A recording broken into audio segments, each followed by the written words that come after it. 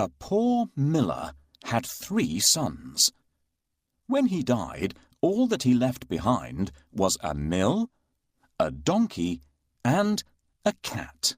"Well, since I'm the oldest," said his first son, "I'll take the mill." A poor miller had 3 sons. When he died, all that he left behind was a mill, a donkey, and a cat. "Well, since I'm the oldest," said his first son. "I'll take the mill." The second son quickly added, "And I'm next. I'll take the donkey." They looked at their younger brother, Marquis. "How lucky you are! You shall have the cat," the brothers said, and laughed out aloud. The poor fellow shook his head as his brothers left. It was not fair at all. "My brothers can make a fine living with a mill and a donkey, but what about me? I'm stuck with Puss," said Marquis, wringing his hands in despair. Puss had been listening. He stretched and yawned loudly. Now, you won't have to worry when I'm around. All I need is a bag and a handsome pair of boots, and I'll be able to take care of us both." "Sure you will," thought Marquis. But to be fair, he had seen Puss use many tricks to catch mice and rats. If nothing else, they wouldn't go hungry.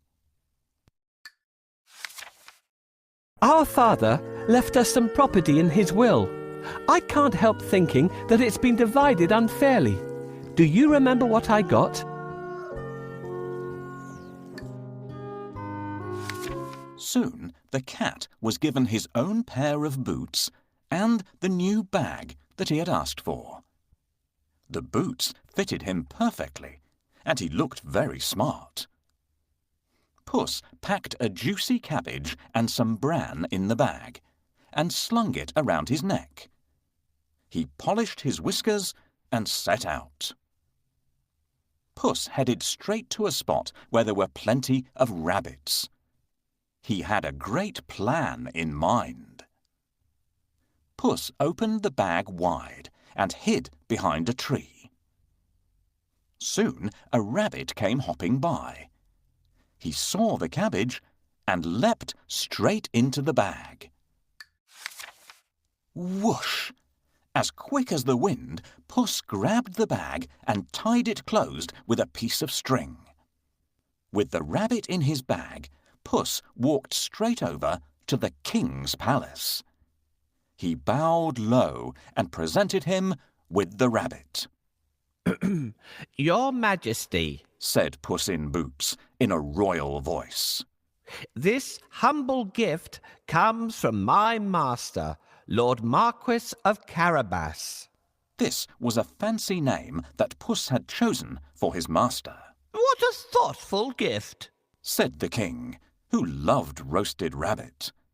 The next time, Puss managed to catch a brace of partridges and took them once again to the king. "This is wonderful. Tell your master I'm very pleased," said the king, who loved partridge stew even more. This went on for 2 months. Puss was becoming an expert at catching game, and the king was getting plumper.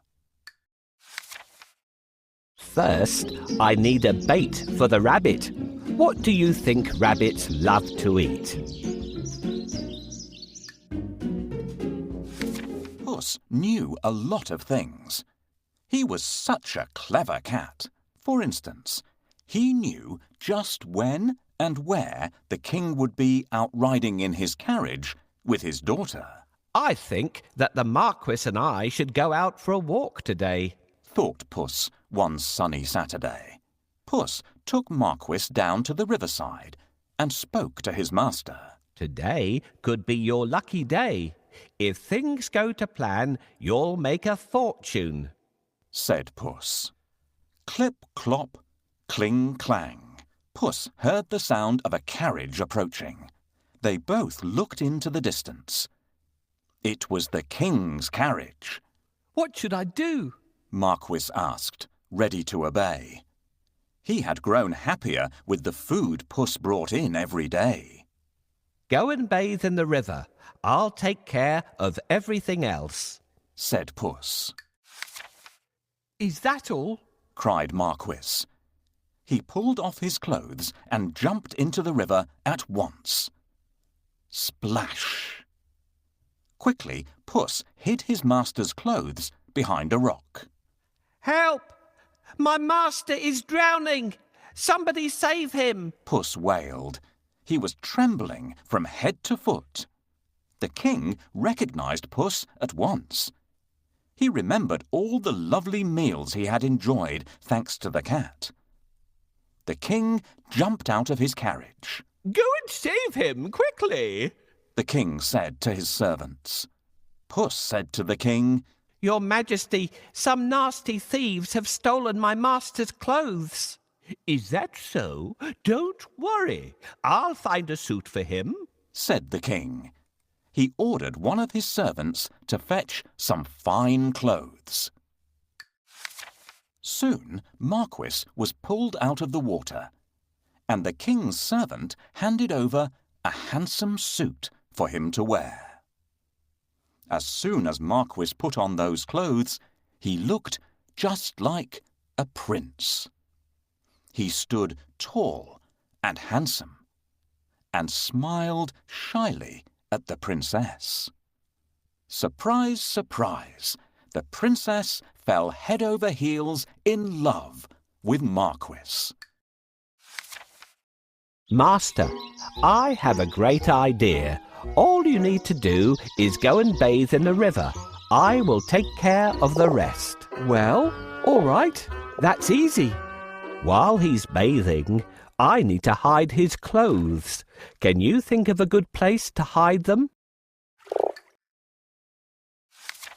Puss grinned. Things were going just as he had planned. But he had more work to do. If you will excuse me, I'll go and make suitable arrangements to receive our king at the castle, Puss said. Marquis was puzzled because he didn't live in a castle. But he kept quiet. Puss ran ahead and met some men mowing the fields. My good fellows, stop your work and listen. The king is coming this way, and you are all in grave trouble. The only way to save yourselves is to say that these fields belong to the Lord Marquis of Carabas, Puss announced. The mowers looked at Puss in surprise. They were scared. This Lord Marquis must be very powerful, they thought. They agreed to do exactly what the cat said, to save themselves. Puss went ahead and saw some men and women reaping grain in a field. My good fellows, you can reap later, but listen to me now. The king is coming this way, and he'll make mincemeat of you unless you say that these fields belong to the Lord Marquis of Carabas, Puss announced. The reapers were very puzzled, but they definitely did not want to become mincemeat. They promised to tell the king that the fields belonged to nobody but Lord Marquis of Carabas. Puss went ahead and warned everybody to tell the king that the land belonged to Lord Marquis. The people thought that it wouldn't be right to mess with Lord Marquis. They decided to do exactly what the cat asked. But Puss had still more work to do. Huff, puff. He ran all the way until he reached a huge castle. Can you guess whose castle it was? Yes, the castle and all the lands belonged to a fierce and powerful ogre. But Puss was not scared of the ogre. He knocked at the castle door. Blim, blam. 2 guards opened the door. I'd like to pay my respects to your mighty master, said Puss. The guards knew that the ogre loved anybody who admired him. so they let Puss in at once. Puss bowed low to the ogre. I have heard much about your great powers. Is it really true that you can transform yourself into any animal you wish? Asked Puss. Even a lion? Watch me, said the ogre. Right before Puss's eyes, he transformed himself into a mighty lion. He roared so fiercely that Puss sprang up the curtains in fright. The ogre laughed loudly. That's amazing, said Puss. but I bet you can't turn yourself into a small creature. That's the most difficult thing in the world. I can, said the ogre. No, it would be impossible for a mighty ogre to turn into something like, for instance, a mouse? said Puss. Oh, really? Asked the ogre, snapping his fingers. Boom! The ogre became a tiny mouse and scurried across the room. Quick as lightning, Puss pounced on the mouse and ate it in one gulp. Puss licked his lips.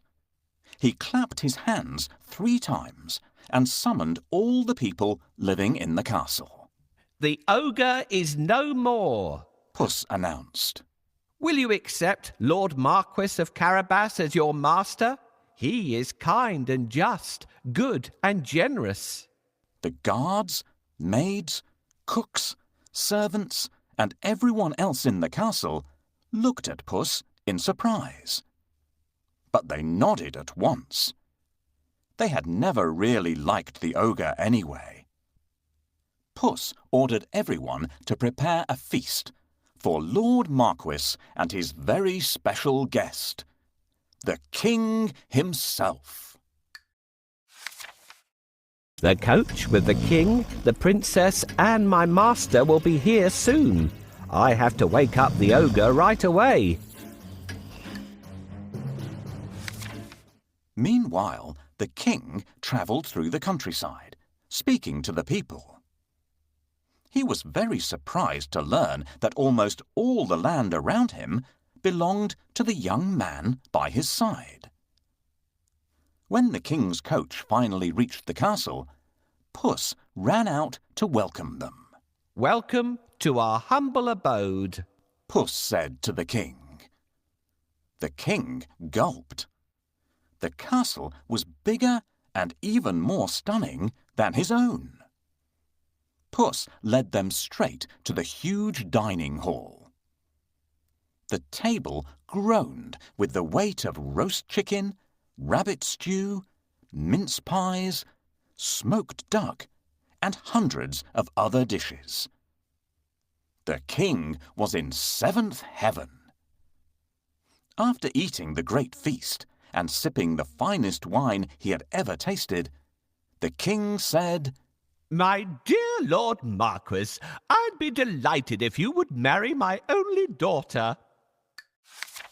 Marquis smiled at the princess. I will if the princess wishes to live with me, said Marquis shyly. The princess was so happy that she wanted to dance all around the castle. She blushed in delight and nodded. They married and lived happily ever after. And so did Puss, because loyal Marquis made him a lord of the castle. Puss enjoyed great feasts every day, and did not go after rats or mice any more, except now and then, when he wanted some fun.